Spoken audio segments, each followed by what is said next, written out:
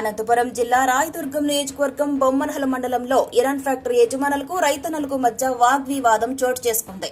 నేమకల్లు గ్రామంలో ఫ్యాక్టరీ కారణంగా రైతులు నష్టపోతున్నామని, పొల్యూషన్ వల్ల ఎన్నో రకాల ఇబ్బందులు పడుతున్నామంటూ అధికారులకు రైతులు విన్నవించుకున్నారు.